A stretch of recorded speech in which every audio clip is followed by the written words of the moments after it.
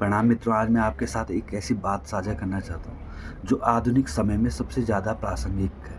आजकल के युवा, किशोर अब आप तनाव से ग्रसित रहते हैं और बहुत इतने मेंटल हैरासमेंट में चलते हैं कि उनका जीवन पूरी तरह से तबाह हो जाता है।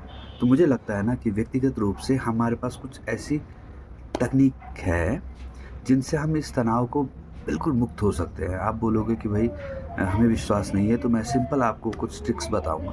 कभी भी जब आप बहुत ज़्यादा तनाव में अपने को अनुभव कर रहे हो ना, या आपको किसी बात का बहुत प्रेशर महसूस हो रहा है और आपको लग रहा है कि मैं इस तनाव से कैसे मुक्ति पा सकता हूँ, तो तुरंत उसी समय अपने घर से बाहर जाइए और खुले आसमान के नीचे जाइए और अपने आस-पास ऑब्ज़र्व करिए। देखिए उन उड़ते हुए पक्षियों को देखिए।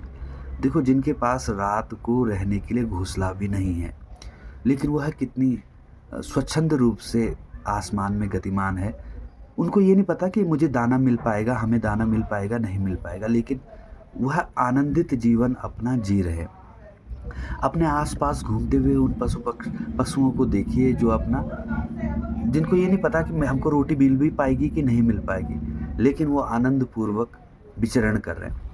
और अपने उन पेड़-पौधों को देखिए ना, जो स्थिर हैं और फिर भी समर्पित भाव से सबको देने का ही सोच रहे हैं, आपको जीवन दे रहे हैं, ऑक्सीजन दे रहे हैं, फल-फ्रूट जीवन दे रहे हैं। अब आप समझे? जब हम दूसरे को देने के बारे में विचार करने लग जाएँगे ना और खुद के स्वार्थ से दूर हट जाएँगे कि मुझे ही सब कुछ प्राप्त करना है, तो हमारा तनाव भी मिटता रहेगा। और जब तक हम खुद लेने की सोचते रहेंगे, तब तक हम तनाव से ही ग्रसित रहेंगे। तो सबसे तनाव से बचने का सबसे सिंपल उपाय यह है कि आप लेने के बारे ही में मत सोचो। आप ये सोचो कि मैं किसको क्या दे सकता हूँ। अगर आपके पास धन नहीं है तो सेवा तो कर सकते हो। आप प्रत्येक मनुष्य के पास इतने साधन हैं कि वह अपना कुछ न कुछ दुनिया को दे सकता है। अपने अच्छे विचार, किसी की सेवा, दरिद्रों के प्रति सेवा, तो इन चीज़ों को करेंगे तो निश्चित रूप से आपका तनाव से आपको मुक्ति मिल जाएगी, क्योंकि तनाव तो स्वार्थ का ही तनाव है ना। हमें तनाव है, अगर आपने मान लो बहुत सा उधार ले रखा है तो तब आपको तनाव है, तो भाई वो तनाव क्यों लिया है? स्वार्थ किसी वस्तु से ही तो होगा।